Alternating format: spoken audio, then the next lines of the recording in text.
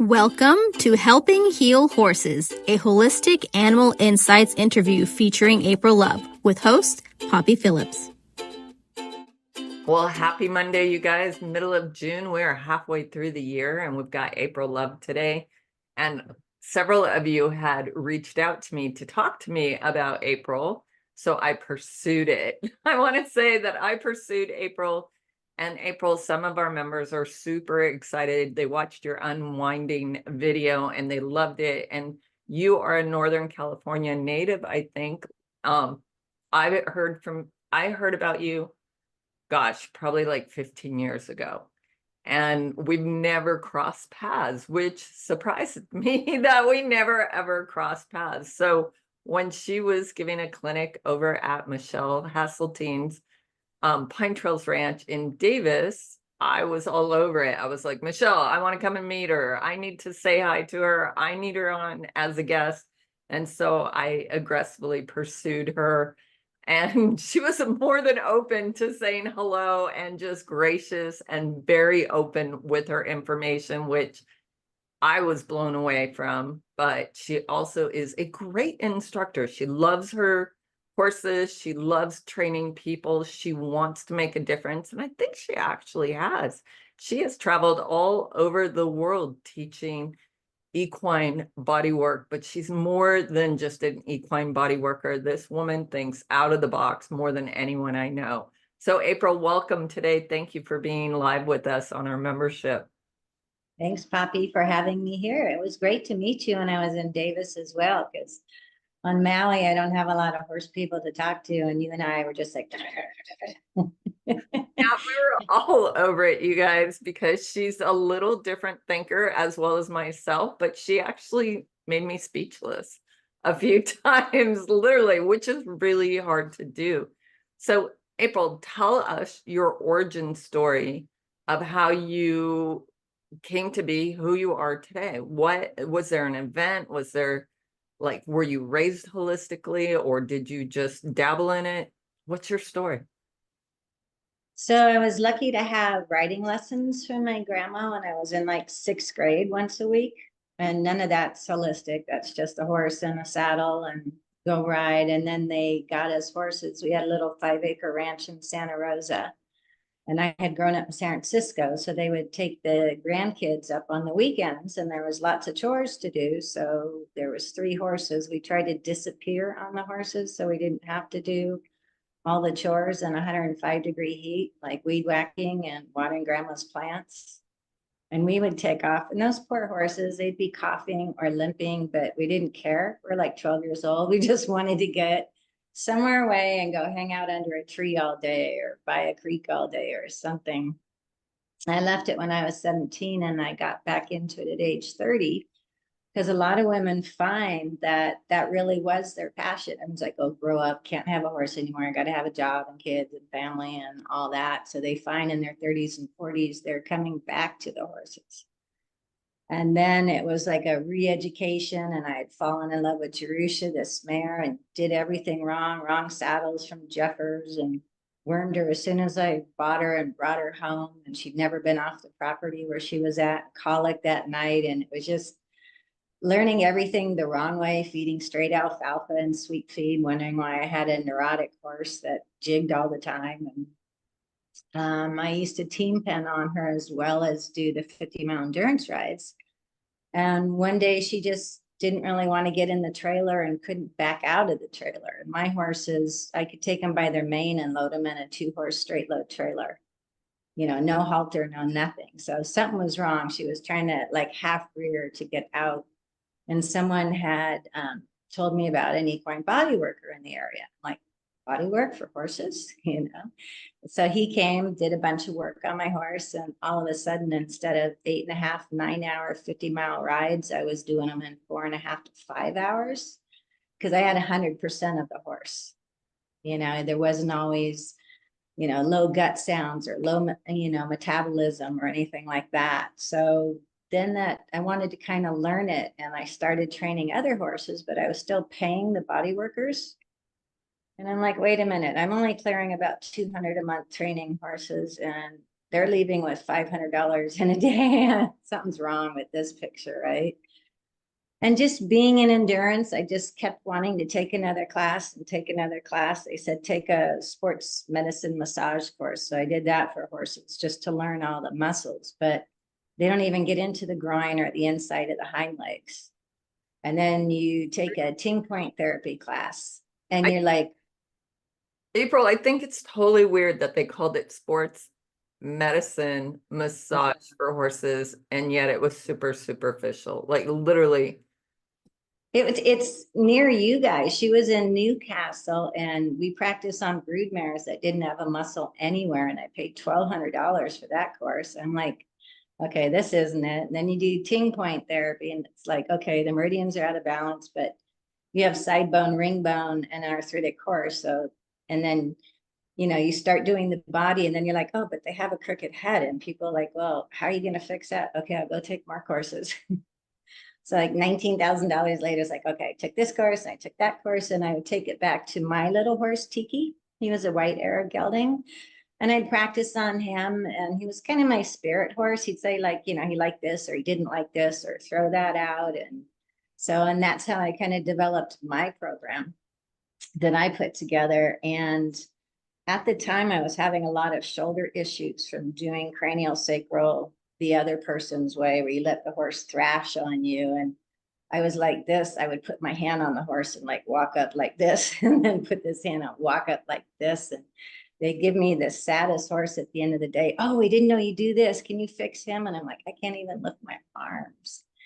And when you get into a lot of the healing work, like Louise Hayes, Robert Tennyson Stevens, and, you know, shoulders as burdens of the world, thinking that you're the only one good enough to do it, that you have to do it all. No one can do it as good as you. So you have to let go of ego, because everyone who learns it is going to bring something else to the table. There's not just one way to clear an energy meridian, something like that. So it just kept evolving. Every time someone says, well, what would you do about uveitis? I go, I don't know, but that horse's head looks like Van Gogh. This eye's way up here and it's way down there, and we could fix that and see what happens. And then 2 months later, they say the vet said he must have been wrong and misdiagnosed it, because uveitis never gets better and they don't need to remove the eye anymore. And I'm like, yes.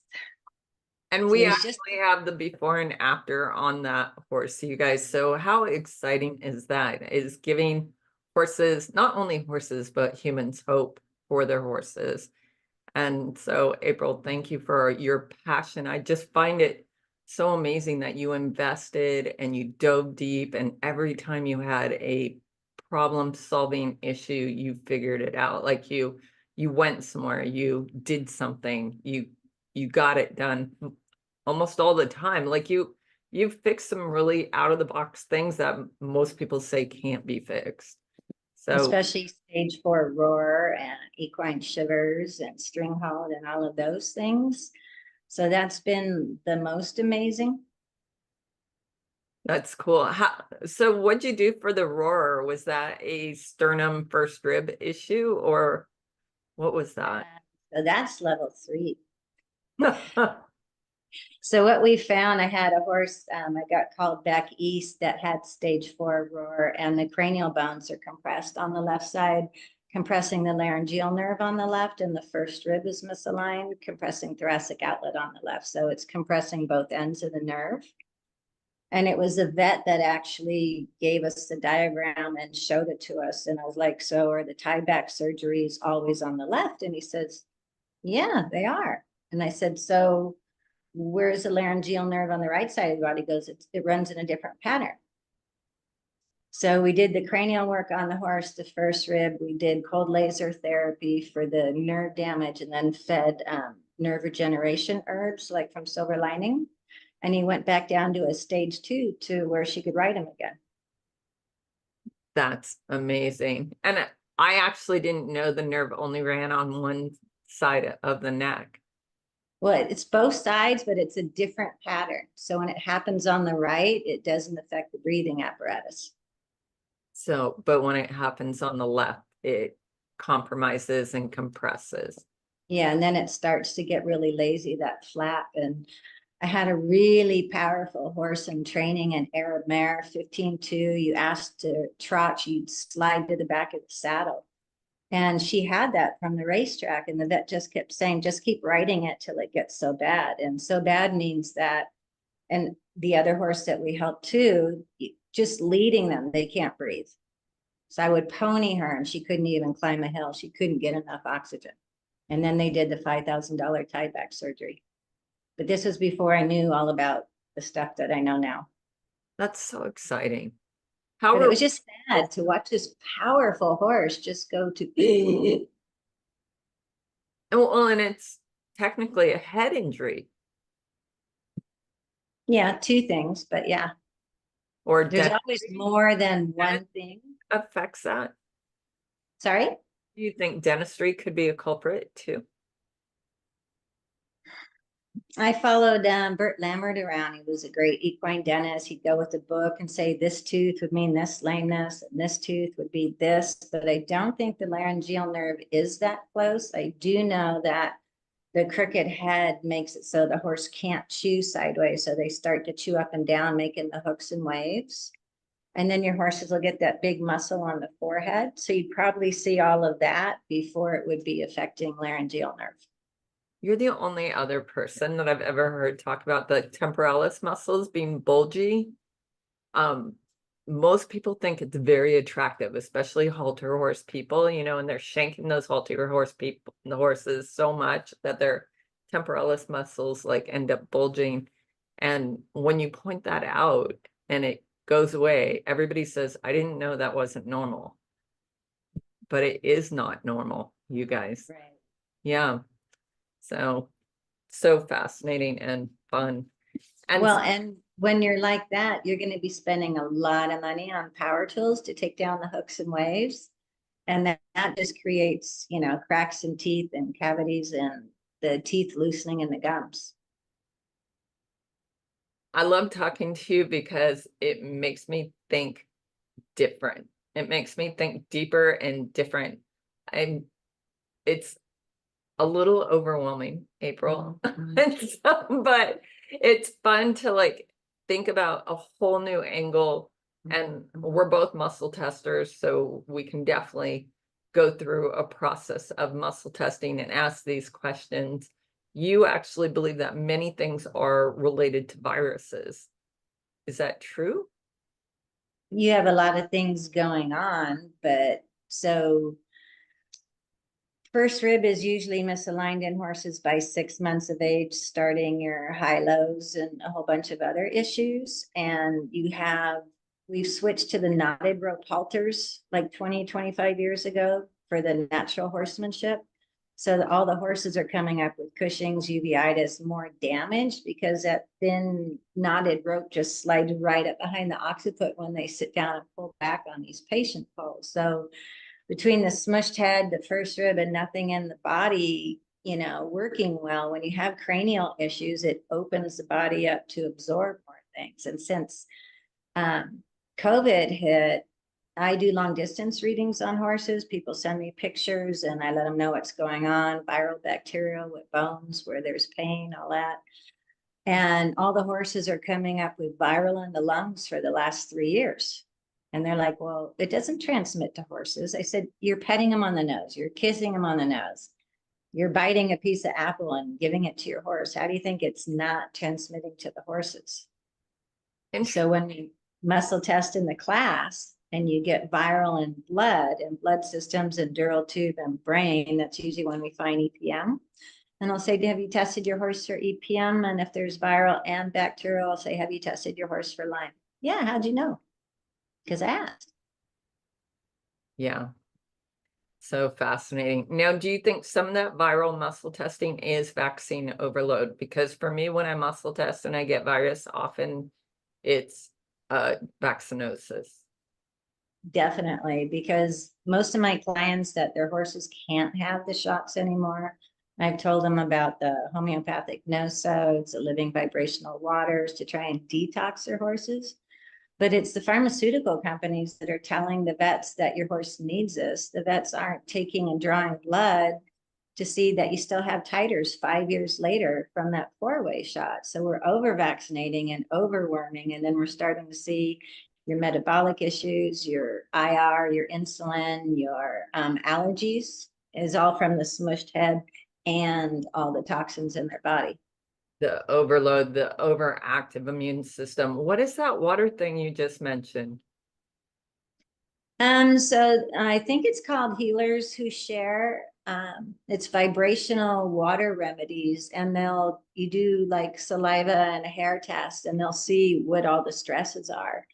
And then they have different vibrations of water that you have to give to the horse. It's kind of a pain in the butt. People to this little bit of water for 15 seconds in the mouth, nothing else for 2 minutes, then another one. But I know a lot of people that it's really brought their horses back around, because if they are in a show barn or, a big training barn, oh, you have to have those shots. And I'm like, but you don't have to do them all in one day, So I even tell the vet, if you want to make a good army, you don't give it 6 things to do. You train it for one thing. If you want tetanus, if you want West Nile, if you want strangles, you want an immune system for that. Just let the horse work on that for 3 or 4 weeks before you add something else in. Well, and I think the general community has seen enough bad reactions to vaccines that now vets are getting a little more lenient about running titers and also writing horses out of the need of vaccines. So I have quite a few clients that now show with a disclaimer that their horse can no longer receive vaccines. So I think that's amazing that the shows are okay with that. And it is rolling that way, but it's been a long, slow process of education. People like you and I just talking about it over and over and over again. But they're doing the same thing with their kids. How many shots are the kids supposed to have before they even leave the hospital when they're newborn? I don't understand that stuff at all. You're not going to go there, yeah. Sense at all. And it breaks my heart to see the younger generation attacked like that in like prevention. You don't love your child if you don't give this. You don't love your horse if you don't give this. And I'm like, it took me so long, because I was that person doing the worming and the vaccine, and my body worker was saying that's bad, you got to clear the liver, you got to do all these things. So it was a process, and first it was my horse, then it was my dog, then it was me. What do you mean I got to stop drinking milk? What do you mean I got to stop doing this? And you're like, really? And so it's kind of a learning process. But I got to tell you, so I took all the courses for my horse Tiki. He was an Arab off the racetrack. When I got him, he had a tight web halter on and sores all over his face because they never took it off. They couldn't catch him. And first thing I did is let him go in a big pen, go up, say hi to him every day, feed him a carrot, leave. I just really liked his mind. He was about 14'3", 800 pounds. So I decided to keep him, but he just had all these issues. And even after legging him up for a year, he's pulled at 3 out of the first 5 races, but always something different. And when you ask the vets, he's grade 2 lame, he's grade 3 lame. Well, where is it? Well, I don't know. We can nerve block it and tell you what it's not for $600. I'm like, all right. Or you can go home and just give it bute and time off and hope it gets better. So I went from that to being able to sit at when they vet in horses on the 100-mile endurance rides and go, yep, roachback, hunter's bump, 4 feet out of balance. That horse will go about 70 miles. Oh, that horse looks good. He might actually make it 80 miles. And it was interesting to see how right I was. And when Tiki and we did 2,000 miles of endurance in 2007 and 2008, and I was a lot heavier. So I was 215 with tack on my little Arab. Wow. When we weighed him, he was 1,025 pounds.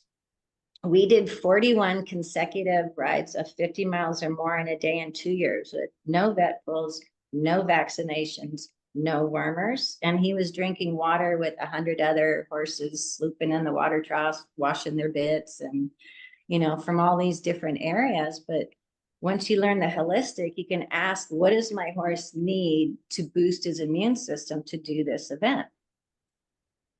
So 2 years of endurance, no vaccines, no wormers.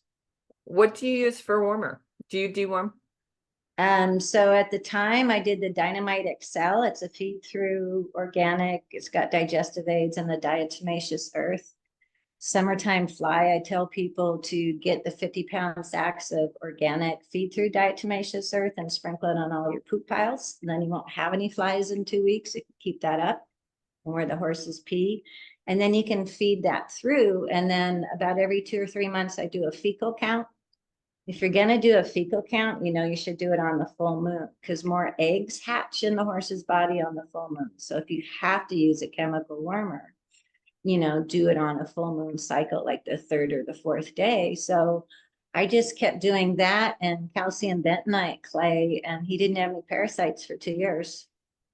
That's awesome. I love bentonite. I use it a lot in my practice. What about you? Yep. Yeah. So I use it internally, externally, heavy metal detoxifier. The little prince is waking up. So if horses, we weren't allowed to diagnose that your horse has an ulcer, but if you do my belly lifts and the hind leg comes up to kick you, I say your horse has a sour stomach, and we'll mix it the miracle clay and give it to him every day for like 10 days in a row with the trace minerals, and it just seems to settle the stomach. So the horses that stress for being hauled in training, I just tell people to always have that on hand because it's like taking a Tums, just really settles the stomach. I love it too. I've seen so many amazing things with bentonite, and I preach bentonite in this group till the cows come home, I think. But yes, it is a miracle clay. I always tell everybody, God made everything through clay, and here you go. You will heal with the clay too. Yeah, they call it miracle clay, and on the side it has the recipe for people to drink it for their ulcers. But we also used it to do the 4 legs after the endurance ride when we wrap them for the night. And if you got poison oak or anything, you could put it on. It would just dry it out. And it was a really good facial. Even Cleopatra used it. If it's good enough for Cleopatra, it's good enough for us, right? Absolutely. The unwinding, that seems to be like, I don't know about you. You see all your stats on your video sales and all of that. You guys, April has a monster presence within online purchases. Like you can purchase a lot of videos, plus she has in-person clinics. But everybody raves about your unwinding video. What is unwinding? So if you, had yarn that was all tightened up, how you're like, nothing can really move. And my first courses, the bodywork was kind of rough. Whenever you're rough to the body or you have, a monster massage, the fascia tightens up. So my program's gotten so smooth and soft that a 12-year-old can do it and an 80-year-old woman can do it.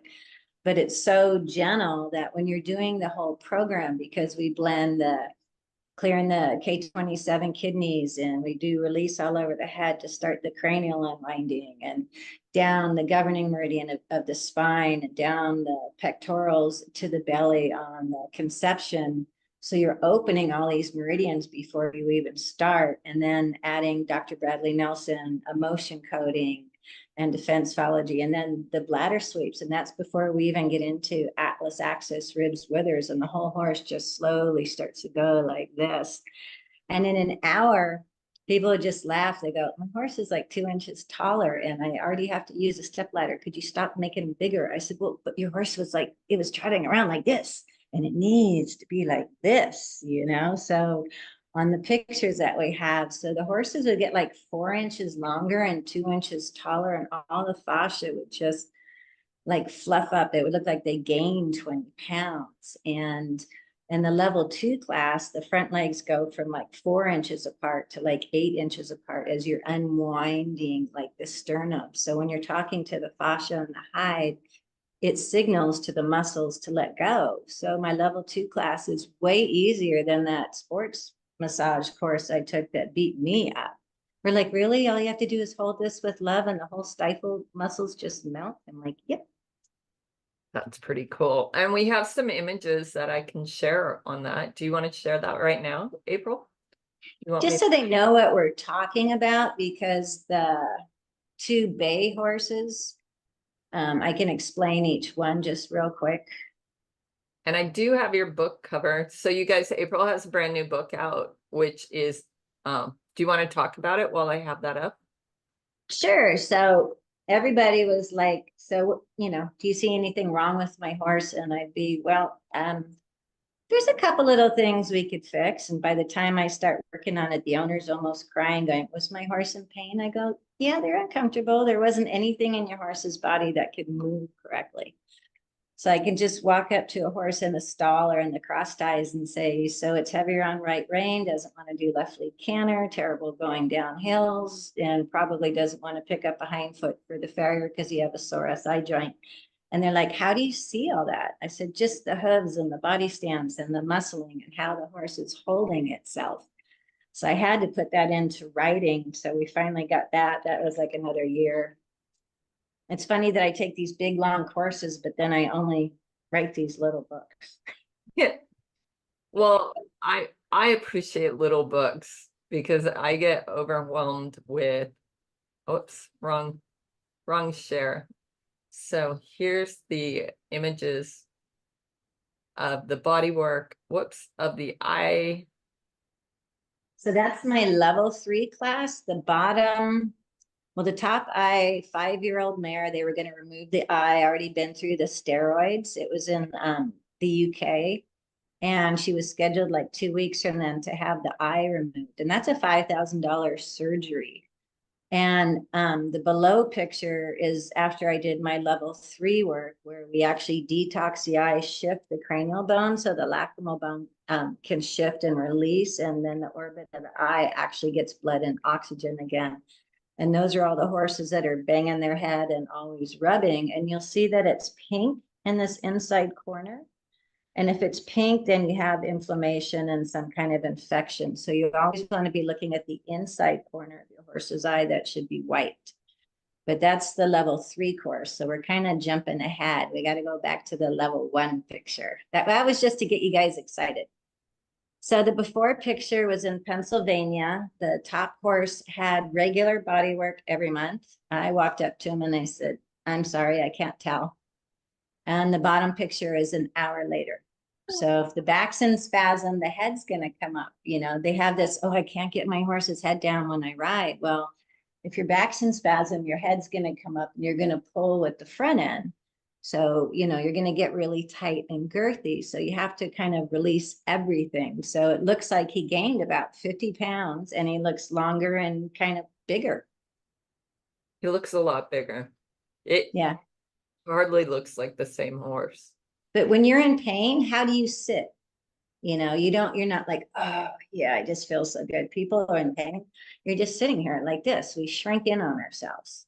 Right. And this kind of that fetal position, but with a ton of tension. Yeah, it hurts to move. You have lactic acid, the horses get ridden and they get put in a stall. They don't get to work it out. So this picture is when I went up to Canada. What was nice about traveling 50,000 miles a year was seeing horses in Australia and New Zealand and France and Belgium and Switzerland and Canada, and just seeing what the difference is or what was similar everywhere. So this was just a 14-year-old mare that had never had body work. And then below, that's just her unwinding. And you can actually see the whole body change in an hour. And once again, it doesn't even look like the same horse. Right. Yeah. I had to compare the socks and everything. I'm like, what? Is that the same horse? Yeah. But they get shinier. So usually after a session, they start to dapple out as well. So the dappling in the skin coat, you can feed it with rice bran, corn oil, all that stuff.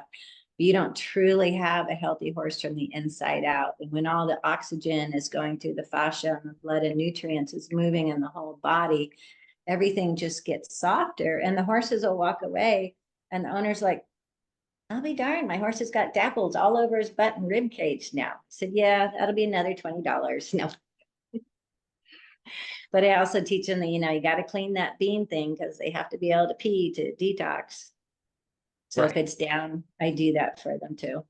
I I'm a big bean cleaner myself. I actually really get some satisfaction out of bean cleaning. I've gone to accounts where horses were chronically dropped, and I was like, does your horse always do that? And they're like, yeah, he always does that. We've talked to the vet. We don't know why he always does that. And then pull out a bean the size of my thumb. I'm like, well, he probably couldn't pull it up and then he'd be fine.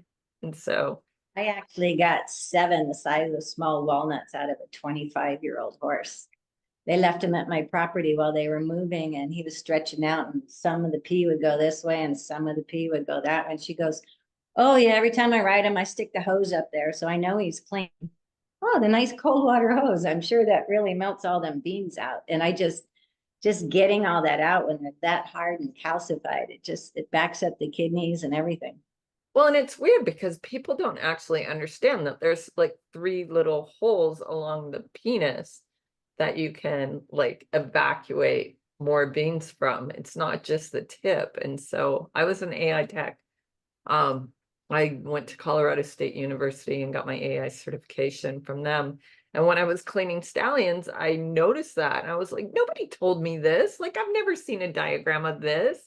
And started cleaning beans in my practice while I would go work on horses if they let me. And it made a world of difference. And same with the smegma on mares, mare tit wax. I've had miserable, cranky mares, and you just remove the tit wax, and they're like, thank you. Yeah. Sometimes it's just that simple. And I think your approach is pretty, like, sensible. Like, the way you think, you literally put yourself in the horse's shoes, and you try to think like a horse. Well, you have to be able to eat. You have to have feet. I had a client that we had her horses going good. She bought it from Ann and Hal Hall. Pretty inexpensive because it had a club foot. And 2 years later, when she's top 10 50-mile rides and getting BC, they're like, oh, is that same horse with the club foot? She goes, yeah. And they're like, well, where is it? Oh, well, April's been working on it. You know, the high-low syndrome is totally different than a club foot. And then the club foot, the high heel side is usually the one with the first rib misalignment. And the other side is the side that compensates. So your bigger foot with the low heel is going to be the compensating side. That's also going to be the one with the torn tendon or suspensory, because it's compensating for the right one that can't move well. So, and I don't know, I didn't give you any of these pictures. If anybody doesn't know where the first rib is on the horses, when you take away the shoulder, it's all the way up there at the base of the neck. And every horse with kissing spine that I have looked at, if you do my little check on gallbladder 21 for first rib misalignment, every single one has first rib out both sides. So the muscles in the withers and the lumbar are tightening, trying to help the horse pick up the shoulders. I see that a lot in my practice too. And then it throws the withers off. Gosh, it's just like just a cascade of issues from that brachioplexus, from the sternum. And But we were told if the horse doesn't want to take right lead canter, it's a weakness. So make them do it more. yeah. You know, and the right shoulder can't move. So then they got to throw back to the left hind to pick up and give you the right shoulder. So you're going to have a right stifle that's sore, inside left hind hock. And I tell people by the time your horse is bobbing their head, they're like 3-legged lame. You've missed all of the signs coming up. Yeah, I'd never heard that before. And I was really surprised by that comment. Like, I had to process that in my head and really think about it and ponder, like, okay, so they're finally bobbing their head, they're lame in whatever front leg, but everything else must have failed for them to pull on the front and break down. Is that your process? Well, if they didn't get a leg hooked in a fence, yeah. So if you're training, I've seen people just out there whipping horses because it can't take the barrel to the right. Okay, so if first rib is out on the left side, the horse will do 2 barrels to the left really good, but can't get that shoulder to do the barrel to the right. So what are they going to practice more on? Trying to get that right barrel. So the whole rest of the body is going to compensate. And the compensation comes, you know, when you go sit in your chair after gardening all day and you fell asleep and you wake up and you're all locked up. That's the horse in the stall that isn't running on 2 or 3 acres to be able to roll and work some stuff out. But there's still body parts that can't do their jobs, and everything else is just overworking. So when you have the torn suspensory or tendon and you spent all those months in stall rest and then trying to hand lead a horse, you know, to exercise it walking, and it's, you know, jumping all over the place, why it comes back, because you never addressed why it was torn in the first place. Why was it overloading? Well, and I don't think people understand how sensitive horses are. Like, just the way people lead them can throw them out of alignment, I think. What are your thoughts? And well, there's usually a lot of fear. Yeah. You know, so my 2 horses, my barefoot trimmer, he'd say, "Who trained your horses?" I'm like, "Me." Why? He says, "They're the nicest horses. They're 2 feet away. They walk side by side. When you stop, they stop. I don't even have to pick up the lead rope. They just go with you." But I did endurance. So we had to run on the trail with our horses. They learned that's their space. Here's my space. I took care of their body at the vet checks. And when you start getting into this body work, even Ann Hall, who's a famous, you know, Tevis rider, and people pay her from all over the world to find them horses. I let her ride my tiki horse so that I could ride a green horse. So I gave her the nice horse, and she's like, "This isn't one of the nicest horses I've ever ridden. You just think about what you want to do. You just click, you trot, canter, you sit down, and then, you know, and it just everything on a loose rein. It was just so much fun when you have that and you have that respect, and it's not. I think the horses get more pushy because we're not listening.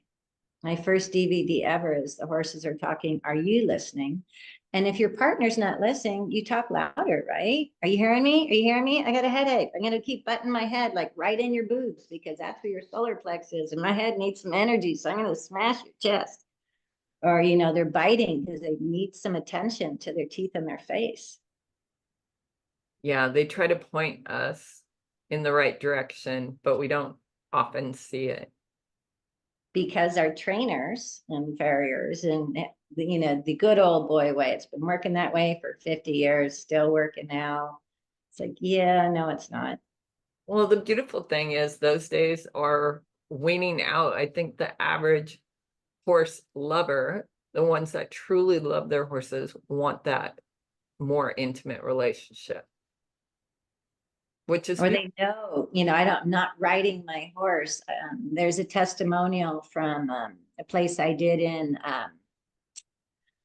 Northern California, up kind of in the Great Vineyard area. It was a beautiful place. We did level 1, 2, and 3, but she had me out because she had this big, huge chestnut mare who was now like 14 that she hadn't ridden in like 6 years.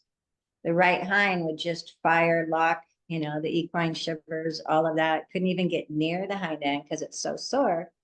UC Davis, Loomis, everywhere they took it to, they're like, "Oh, left front." She's like, "It's in the hind." Now your horse is off on the left front, but right rear is going to throw to left front. And I'm like, they're not even Western medicine professionals who know what the skeleton and aren't even checking that the pelvis is out of alignment. So on that mare, that right hip was back by like 5 inches. It was tilted down. This bone, hold on, right? let me highlight you so everybody can see that better. Okay. So, you know, there's your hip. So this one's back 5 inches, the other one, and then also tipped down, which puts the psoas into spasm, but it was also tipped out like she'd slipped and fallen on the mud on that side of her butt.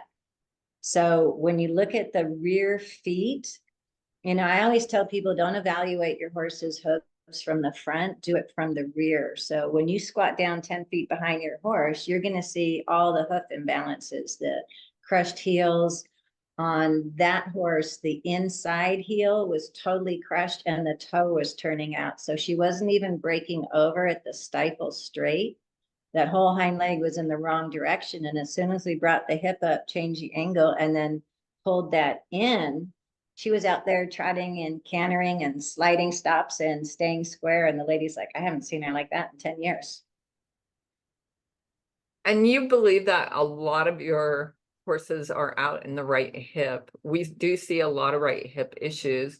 And I think it's weird that the respiratory issues on the left, and what are your thoughts about that chronic right issue?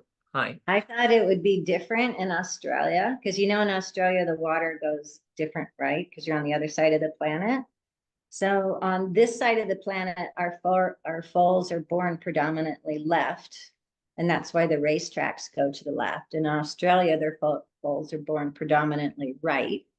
And their racetracks go to the right, but they still had all the same body issues and that right hip was still back. Is it because we mount on the left? It's, are we always bracing that right shoulder? So then it throws back to the left hip. But 99.9% of the time, it's always the right hip back, and the string halt and the equine shivers is always on the right hind. People say, my horse has equine shivers. They said, right hind leg. They go, yeah, how'd you know? Yeah, that's so amazing. I never even thought of that. That never crossed my mind. Like, I see a lot of right hind lamenesses, and often it's EPM, and it seems to settle in the right hind. And I've always wondered why it manifests more on the right hind. And some people think it's the position of the spleen or something else in regards to the compensation, or I believe the disease actually like hosts in the right hind. But yeah, and we talked about vaccines settling in the hind end too. And then you have people that post mainly a left diagonal. So when I was doing endurance rides, my fastest 50-mile race is 3 hours and 42 minutes. That Wait, was fast. say that again. My fastest 50-mile, right? It was across a desert. It's called a wagon train ride, where you go from like point A to B 50 miles a day. It was 3 hours and 42 minutes. So that's not with your vet times. You have an hour break, and then another half-hour break, but that's just your run time. So you're averaging 17, 18 miles an hour. So you have to kind of know what you're doing horse-wise and, body-wise to kind of keep that going. But I had a treeless saddle, and I two-pointed, and you kind of open your hips, you can drop your heels, lift your toes, and be light. And it was deep sand moguls at another ride I went to, and I was in first place. I was going, wee, wee, wee. And they had something like 30 lameness pulls at that ride. And I asked, are they all on left front? And they said, yeah, they are. I said, because everyone's trotting a left diagonal when they're doing this, and that locked left leg with that rider on the left diagonal is hitting that base of that next hill. I see patterns and stuff and all the. Your thought process is really interesting. It's really fun to follow your brain a little bit. Well, the distance readings I do, right? So right. People send me left and right side picture of their horse. And if they get the home study program, it's $400. It includes the distance reading, or you can just get one by itself for $75. People would send me pictures of their horse, and I didn't have an assistant at the time, so I was typing it all up. Okay, first rib left side, this is sore, that's sore, this sore, this sore. And now I'm going to look at the ones that all have first rib right side, and you could just start to see the pattern of what was happening. And there definitely seems, at least in my practice, I see like zigzag patterns throughout the horse, like you were saying, the right front to the left hind, but then it zigzags throughout the whole body. And right, but we're tighter on our right side because of getting in and out of pickup trucks and cars. So all of my clients, I tell them, especially with trucks, you cannot use your psoas muscle to hike up your hip to get into that seat. You need to step up, turn around, sit down like a girl with the mini skirt on, and put both legs in together and come out the same. And then we're driving all day with the right. So is our right tightening the horse as well. I can't drive a stick shift at all. It throws my hips out so bad. Yeah, one of my very first cars as a kid was a stick shift, and I hated that thing.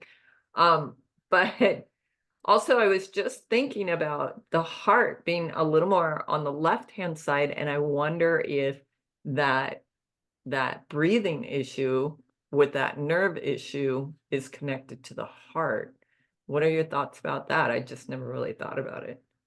It could be. The only time I've had to work on heart issues on a horse, my client in California bought a hunter jumper cross country horse for a lot of money in Florida and had him all vetted out. He was all good. I think he was 7 or 8 at the time.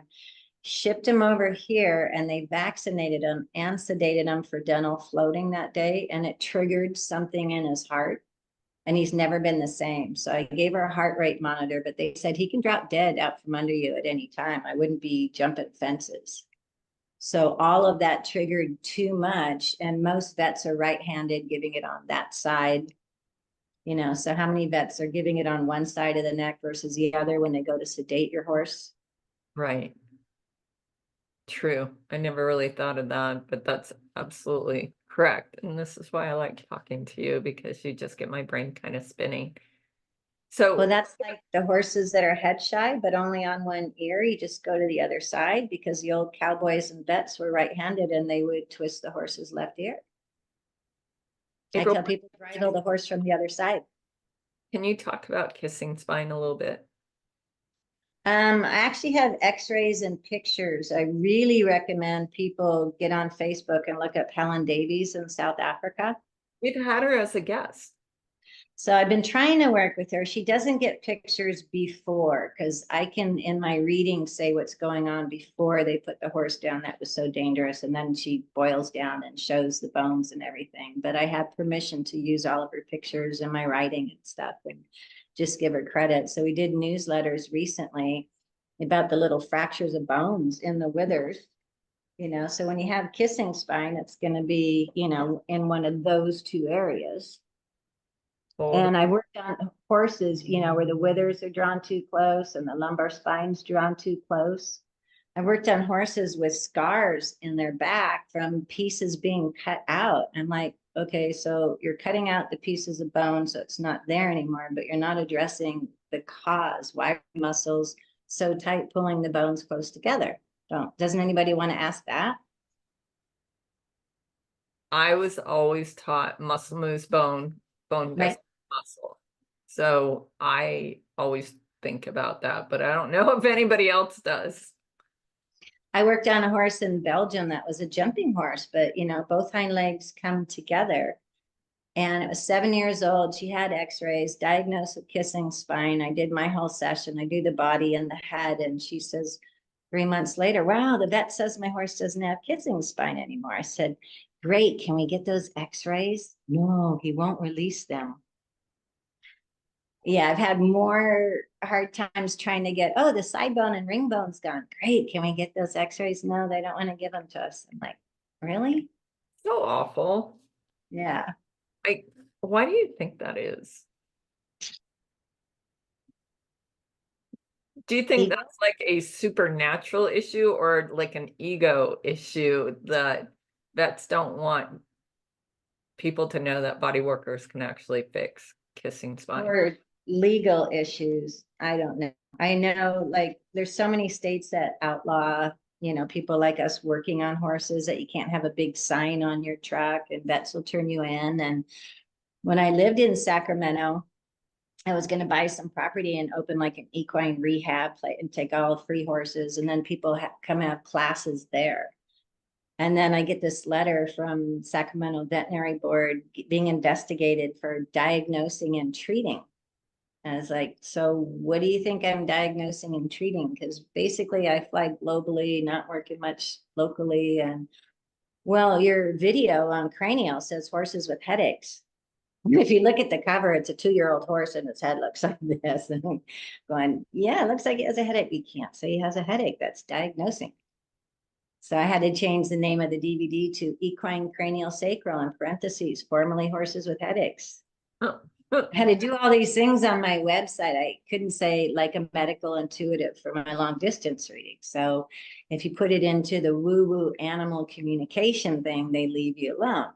Yeah. Same thing with equine musculoskeletal unwinding. What are you doing? I'm just unwinding the horse. You know, I had to give names to my students so they could say something. I say that you do cranial sacral. The vets leave you alone because they think you're just working on the head. They don't know a lot about it. And then you're back on the hips and they're like, what are you doing? Well, cranial, sacral, head, sacrum, working on everything in between.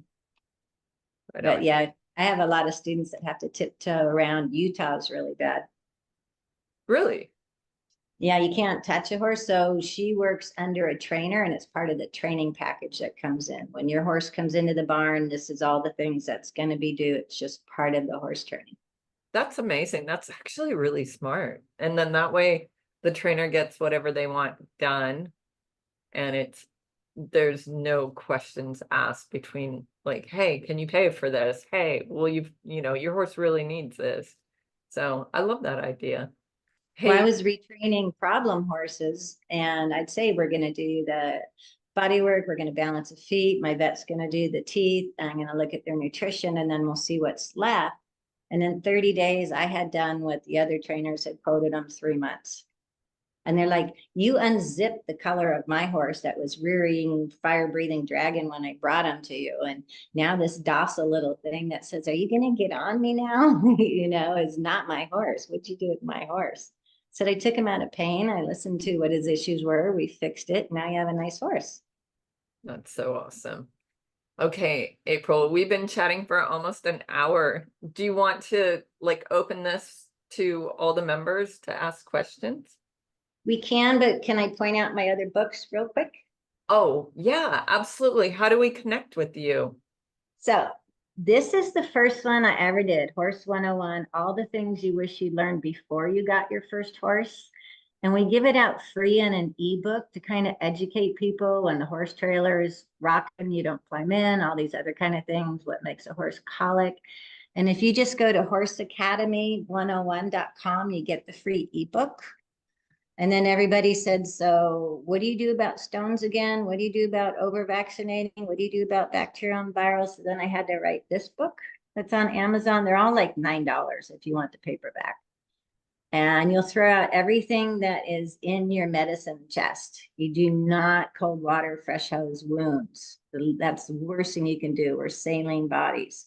You don't want to use iodine and alcohol and hydrogen peroxide that kills the skin cells. You want something that can heal it from the inside out without scar tissue. So that was those two. Then there's one, if I can do it, you can too.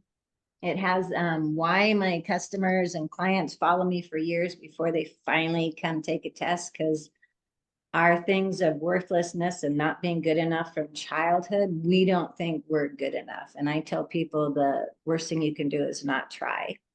So it gets through some of our stuff that's in my program, and then what I see when I see a horse. So you can just learn to walk up and say, oh, crooked head, crooked feet, crooked body. Yep, I can fix this horse for you. April, let me share your website too, so people know what that looks like. Yeah, everything is Holistic Horseworks. The 2 YouTube channels, Facebook, 3 Facebook pages. And what is this approved training provider? I've never actually heard of that. So a lot of the courses that people are taking, they're misleading them to think that you're certified in it. You cannot certify someone in a modality unless you're the originator of the program. So there's so many other programs out there that, well, I got certified for equine massage in 3 days. Are you kidding? It's like 400 hours, to be certified for people. And so I went on Masterson Methods, IICT approved too. So I followed that, and the company's in Australia, and it's International Institute for Complementary Therapies. So if you go through my level 1 program, and then we submit videos at the end so I can see what you're doing, then you can get a certificate to be IICT approved. And I only did that. I didn't need it because I'm already global, but I did that for all my students to hopefully be able to work side by side with vets to say, am I ICT approved? And when you join them, I think it's $149 a year. You can list every other class that you took that you got a certificate in. So it looks like you're certified in all of them. But it's nice to put that IICT logo on your site and your business card. So because there's so many people out there, and that's what pissed off the vets. They take a 3-day class, they think they can go fix horses. In Arizona, there's a company called Animal Crackers, and they go out with rubber mallets to work on horses. I'm like, oh, I started off that way. And then I ditched it. I was like, this is ridiculous. That's not working. But yeah, it's the Dr. Kamen method, I think. Yeah, he says ribs never come out. They don't come out. They go into spasm. The intercostals turn, but they lock down the thoracic. So Yeah. And people come out of that weekend with their certification and claim they're an equine chiropractor. But now, right, but the certificate usually just says certificate of completion. They like to make you think that you're certified. exactly. So all of my instructors, I have 10 now, had to get retrained with me to make sure that globally we're all teaching it the same in South Africa and Australia and Belgium and Switzerland, Canada. We opened up Ireland, South Africa, and Costa Rica in the last year. That's so fun. Now you also have a podcast, and then you have all your courses. How many courses do you have for purchase? Just two. Just two. So level one is that the horse has been crooked since 6 months of age, starting your high-low. You know, if you stand behind your horse on a bucket about 10 feet back, you'll see one butt higher, one side back lower, one shoulder bigger, the withers kind of crooked. And you're putting a straight saddle on that and girthing them up to fit, you know, when their body's not in alignment. So that's all level one, and bacterial and viral. And level two's the fascia, the organs, the diaphragm, the muscles. You can unwind all the tight hind end muscles in a horse in 2 days with only like 20 minutes a day of holding the muscles and giving love. It's a cranial sacral technique. April. You do dogs too. I do. Horses, dogs, and people in that order. And I think people need to be done if they're dragging their horses off to the side. I mean, I think it's a vicious cycle. Like you're saying, high hip, dropped shoulder, whatever, and then the owners are riding crooked. And so it's kind of a symbiotic relationship of decline. Well, I've actually had top FEI endurance riders send me before and after pictures on her long training rides. And I'd say, whatever you're doing, you're dropping rib 10, 11 on your 30-mile training ride. You have to not do that. Well, my body's crooked. Well, I don't care. You can't ride your horse crooked for 100 miles. So we had to work with padding and lengthening one stirrup until she could ride balance on a horse for 100 miles, until all of a sudden she wasn't dropping ribs 10 and 11, because that's going to short stride that whole left side. Amazing.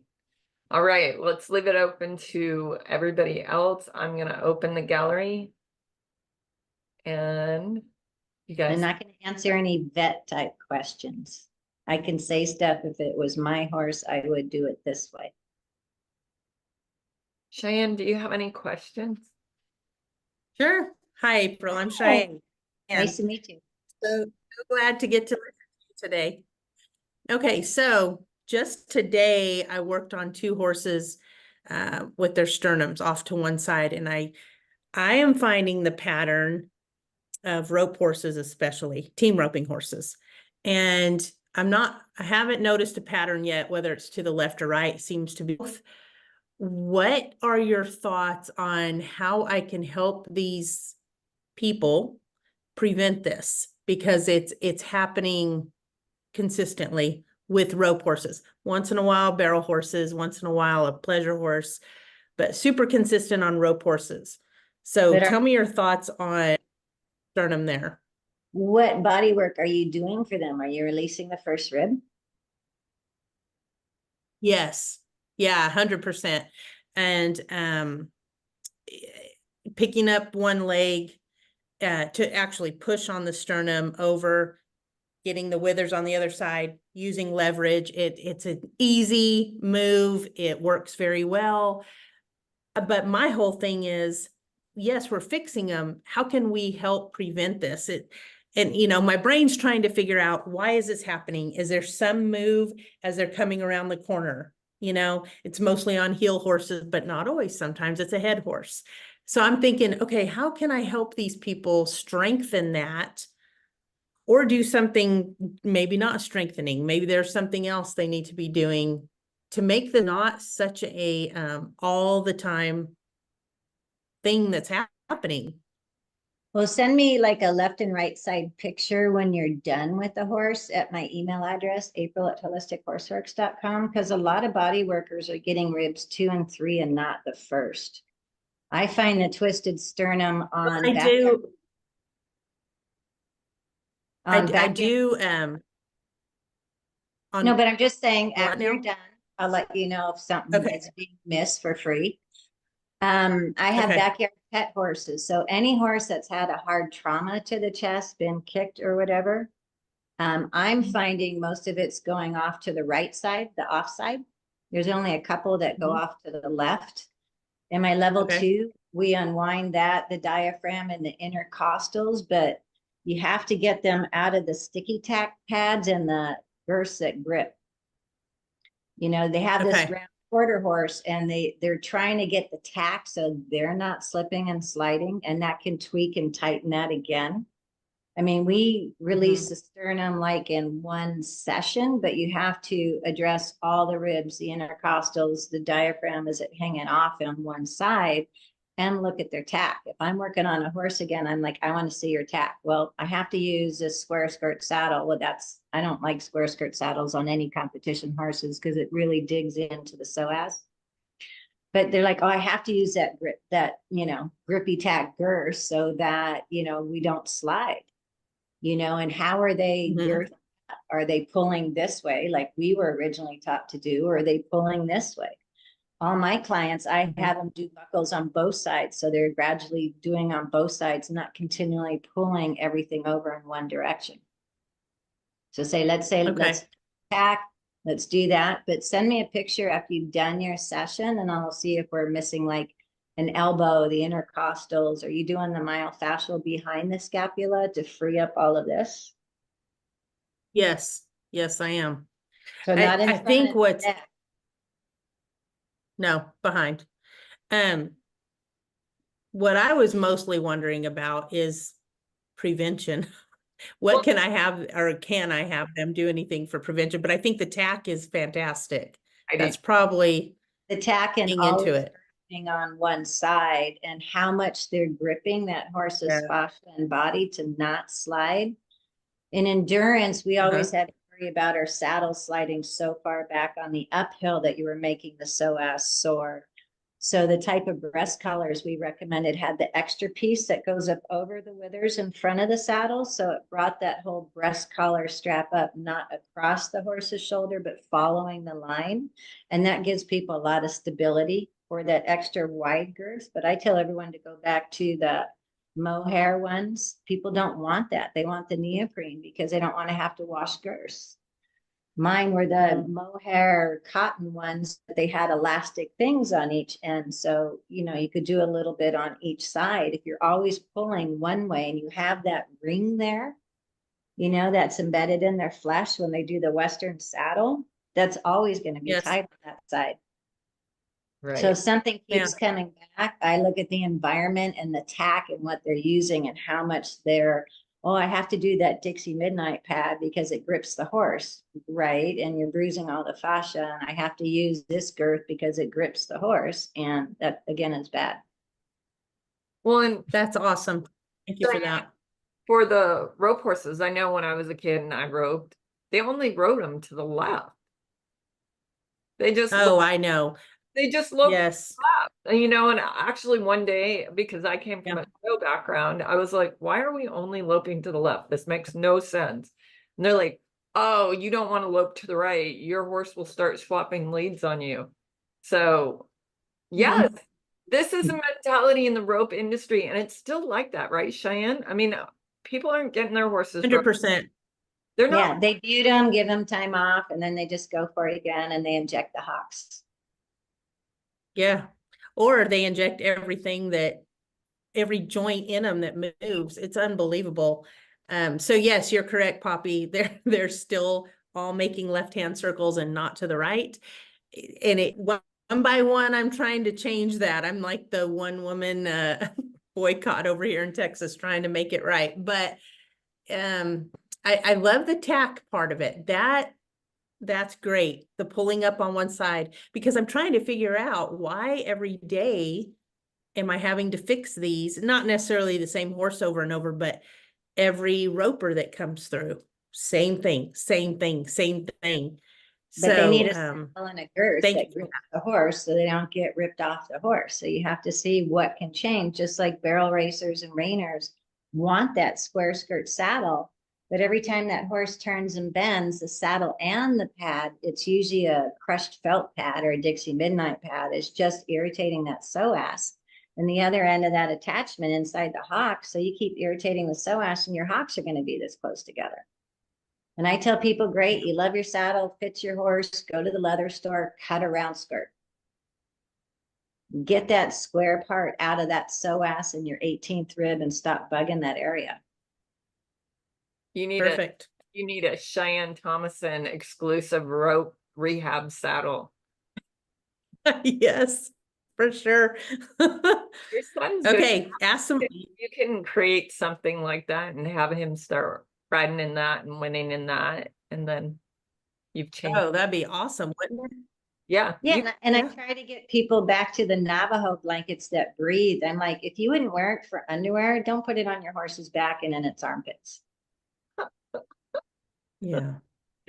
There you go. You know, everybody got away from the stuff that was good for the horse because there was so much washing and care. Well, and I always have had like fluffy Yeah. cinches when I was growing up. I didn't love the mohair so much because it felt so prickly, but I definitely would have fluff. But then the neoprene came out and it's super hot. Like, I don't think anybody takes in consideration how hot that is and how much heat it generates. But Well, in the first mount of the day, when the horse is cold, how much it pulls on the skin in the armpits. yeah, You know, endurance horses, we Yeah. teach them to mount and dismount from both sides. So we're even. If this is your cliff side, you have to be able to get off on the right side without spooking your horse. well, and the problem with the rope horses too, April, is they are coming around that left corner. They grab the heels, Dally, and jerk that horse. You know, that just concussion of slamming them from the steer. Like Yeah, that. but you know, you have to think about that saddle tree dropping in behind that scapula, right? As they're getting yanked. And are they tweaking those ribs right there, which is just going to undo your whole sternum release? Mhm. Yeah. Muscle and spasm pulls That's what's bone. happening. So now you have to make every roper change hands and go to the right. You gotta do it Oh, left-handed. We're changing the industry. Yeah. sounds like a big plan, but we'll try it. Okay, What- ask for more questions. If you don't get any, come back to me. All you need to do is sponsor someone that's willing to listen to you when they start winning. You can say it's one of my horses. If you want your horse to win like that one, she listens to me. I was working with a lady, Diane, that was in Vacaville, and she was winning barrel racing and stuff. And her horse had ulcers. He was only 7. We worked through the whole body. I said, it's great, but you still have crooked feet and the whole frog is off center. And on your left front, it's flat on the inside and all the way out here. And the frog's over here. And you can't keep your horse down and keep doing that. 8 months later, she said, okay, you're right. He did the suspensory. What do I do now? And we got him to go barefoot and we got the whole hoof balance. But it's like, you know, I did the body, but you still got to do the feet. I am so about forensic hoof observation. Like, I will look at a hoof and how it's growing. And just like you said, if the frog's going a little kilter, it's a red flag, you guys. And no hoof, no horse. But a lot of people blame their farriers for that. And often it's higher up because they're compensating and wearing to get off something in their neck or jaw. So definitely. Or they, you know, try to slow down the rears so that they stop pulling the front shoes instead of just fixing the front end so it could pick up faster. Leaving all these trailers. And there's a farrier on island here. It keeps putting egg bar steel shoes right across the frog on all my horses and huge shoe boils because he makes them himself. And it's really thin metal across the back cutting your elbows. And I'm just going, oh my God. How do we build awareness? You have to educate the horse owners so much that they start educating their vet farriers and trainers. That's what my program's about. I tried to educate the vet farriers and trainers. They didn't want to know. It's been working this way for 40 years. So I have over 190 free YouTube videos. Everything's Holistic Horseworks. My podcasts are usually under 6 minutes, one subject. So they're on Apple and Spotify, but also my website. So if you just want to learn one thing while you're driving to the barn, you can just pick the one thing. You don't have to go through it. And people say, oh my God, I had to hit backwards, because you really start talking right away. It's Yeah. not about me and my experience. Hey, we're going to talk about uveitis right now. Go out and measure your horse's head. Lee is saying that she has a yearling colt right now that wears his back feet unevenly and is trying to become cowhawk. What can she do? You need to fix both first ribs and put the hips in. It starts in the front end. So if neither shoulder can move correctly, when they go to canter, they actually have to go back to the psoas to pick up the front end. And the more that psoas goes into spasm, the closer the hind legs are going to come together. So I tell people, when you're looking at your horses, they should have a groove going all the way down the horse's back, like where the muscles, and then it's a little bit of a depression. And you'll find right behind the 18th rib that it starts to raise. That's all the psoas in spasm pulling the lumbar. So you're going to see that horse when he's running with both hind feet together. I call it like the little bunny rabbit hop instead of the individual. Right. If she gets my home steady program, then she can work on all of that herself. Okay. And you're going to be back in California in the fall, right? If we fill up the classes, guys, who wants to come to Vacaville or Davis to take a class in October? Yeah. So I happen to live really close. I will be gone the first week of October, though. I already have made a commitment there. So hopefully it won't be the first week, but April, I would love to come. Yeah. So hopefully then, I'm only doing the West Coast right now because I've got 3 instructors, Indiana, Ohio, and Kansas. So they're kind of doing the East Coast. I kind of like it here in Maui, like staying, swimming, and no horse trails. So I'm not riding here. And April, you are 62 years old, looking fabulous. 62 young, not old. You're young. Yeah, exactly. Total inspiration that holistic life is the best life. That doesn't mean I don't have a beer in the afternoon. That's all you, baby. Yeah. So I hope you guys join us. I hope you find me on the internet. You had one more person that had a question, or was that it for the year? Diane wants to ask another question. She has this burning question, and she's asking what when you mentioned ring bone earlier, what do you put the dynamite salve? It seems like I watched a video you said one time. Is it dynamite salve you put on it or something along that line? Remind me what you do for ring bone. Well, there's 3 things that starts it. One's the first rib being out of alignment. When the first rib's out of alignment, the horse is not landing heel to toe. He's using rhomboid and trapezius and coming up and landing toe to heel. So you're jamming that knee and you're jamming that fetlock. And your side bone is, can you see that?